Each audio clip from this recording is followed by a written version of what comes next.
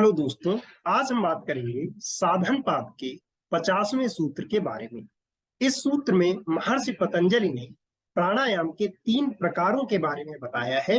हालांकि उन्होंने प्राणायाम के 4 प्रकार बताए हैं, लेकिन इस सूत्र में उन्होंने 3 के बारे में बात की है और चौथे प्रकार के बारे में उन्होंने इसके बाद वाले सूत्र में बात की है। तो देखते हैं साधन पाद का 50वां सूत्र। साधन पाद का 50वां सूत्र है, बाह्य अभ्यांतर स्तंभ वृत्ति देश काल समय संख्या भी परिदृष्टो दीर्घ सूक्ष्म। इसमें शब्दों के अर्थ को समझेंगे, फिर पूरे सूत्र को डिटेल में समझेंगे। सबसे पहला शब्द यहाँ पर आता है बाह्य, दूसरा है आभ्यांतर, तीसरा है स्तंभ वृत्ति, फिर इसके बाद आता है देश काल संख्या भी परिदृष्टो दीर्घ सूक्ष्म। सबसे पहले इनका मतलब समझते हैं, फिर इसके बारे में डिटेल में बात करेंगे।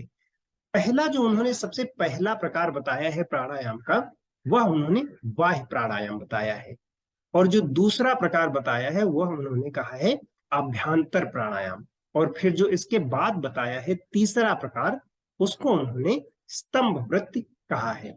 और फिर इसके बाद का शब्द आता है देश। देश का अर्थ होता है कि किस स्थान पर हो आप, उसको देश कहा है। फिर समय की बात की है काल में। संख्या भी का अर्थ होता है संख्या की दृष्टि से। और फिर इसके बाद है परिदृष्टो। परिदृष्टो का अर्थ हुआ कि दृष्टि से या देखा जाए। दीर्घ का अर्थ होता है बड़ा, सूक्ष्म का अर्थ होता है छोटा। ये हो गया शब्दों का अर्थ। अब पूरे सूत्र को एक साथ समझते हैं कि इस सूत्र में महर्षि पतंजलि क्या कह रहे हैं। तो यहाँ महर्षि पतंजलि कहते हैं कि बाह्य अभ्यंतर स्तंभ वृत्ति, ये उन्होंने प्राणायाम के 3 प्रकार बताए हैं, जिसमें सबसे पहला बाह्य प्राणायाम बताते हैं। बाह्य का क्या अर्थ होता है कि जब हम सांस को या प्राण वायु को बाहर छोड़कर और बाहर ही रोक देते हैं, तो इसे कहते हैं बाह्य प्राणायाम। अब इसको हम ऐसे भी समझ सकते हैं कि जो बाह्य प्राणायाम है उसे रेचक प्राणायाम कह सकते हैं। अब जो दूसरा प्रकार उन्होंने बताया है वह है आभ्यांतर। आभ्यांतर का क्या अर्थ होता है कि प्राण वायु को अंदर लिया हमने और वहीं अंदर ही रोक दिया। इसको हम पूरक प्राणायाम भी कह सकते हैं, यानी सांस को अंदर लेकर अंदर रोक देना आभ्यांतर प्राणायाम है, या इसको हम पूरक प्राणायाम कह सकते हैं। पहला वाला है बाह्य प्राणायाम, जिसमें हमने सांस को बाहर फेंका और बाहर ही रोक दिया। दूसरा वाला है अभ्यांतर, जिसमें प्राण वायु को अंदर लिया और अंदर ही रोक दिया। जो तीसरा प्राणायाम यहाँ पर बता रहे हैं वह है स्तंभ वृत्ति। अब स्तंभ वृत्ति में क्या है कि ना हम जिसमें सांस को बाहर लेकर छोड़ रहे हैं, ना सांस को हम अंदर लेकर छोड़ रहे हैं। जहां पर सांस हम चाहें वहीं पर उसको रोककर, और उसी को उन्होंने स्तंभ वृत्ति कहा है। स्तंभ का अर्थ ही होता है कि ठहरा हुआ, रुका हुआ। तो जिसमें ना हम अंदर ले रहे हैं ना बाहर ले रहे हैं, उसी को हम कहेंगे स्तंभ वृत्ति प्राणायाम।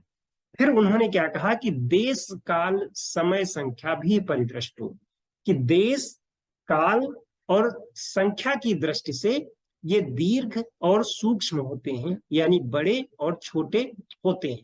तो देश का क्या अर्थ है? देश का अर्थ है कि जब हम सांस को अंदर लेते हैं या हम सांस को बाहर छोड़ते हैं, तो जहां तक हमारी सांस जाती है या जहां तक हमारी प्राण वायु जाती है वह हो गया उसका देश। देश का अर्थ हुआ कि जहां से बाहर से लेके अंदर तक, जहां तक वो ट्रेवल कर रही है हमारी सांस या हम प्राणवायु जिसको कह सकते हैं, वो हो गया उसका देश। दूसरा हो गया काल। काल का अर्थ होता है समय।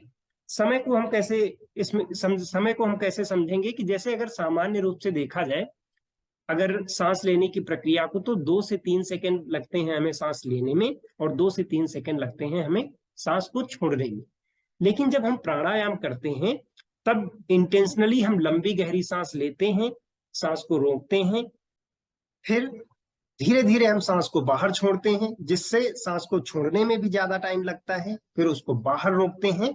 तो क्या होता है कि ये जो संख्या है, मतलब कितने नंबर, कितनी बार हमने 1 मिनट में सांस को बाहर लिया, कितनी बार हमने अंदर लिया, इस संख्या की दृष्टि से, तो अगर सामान्य रूप से देखा जाए तो ये हो सकता है कि आप 10 से 12 बार सांस लेते हैं 1 मिनट में, बट जब हम प्राणायाम करते हैं तो ये हो सकता है कि 4 बार, 3 बार, 5 बार, डिपेंड करता है पर्सन टू पर्सन।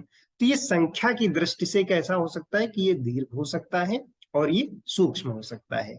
दीर्घ का क्या मतलब है कि जब हमारी सांस लंबी है ये दीर्घ बड़ा हो सकता है, सूक्ष्म का मतलब जब छोटा तो ये छोटा हो सकता है। तो इस सूत्र में यही बताया गया है। अगर आपका कोई डाउट है तो आप कमेंट बॉक्स में लिखिए, मैं डेफिनेटली उसका आंसर करूंगा। इस योग की जानकारी को सभी लोगों तक पहुंचाने में आप हमारी मदद करें। इसके लिए चैनल को सब्सक्राइब कर लीजिए और इसको ज्यादा से ज्यादा लोगों तक शेयर कीजिए। धन्यवाद।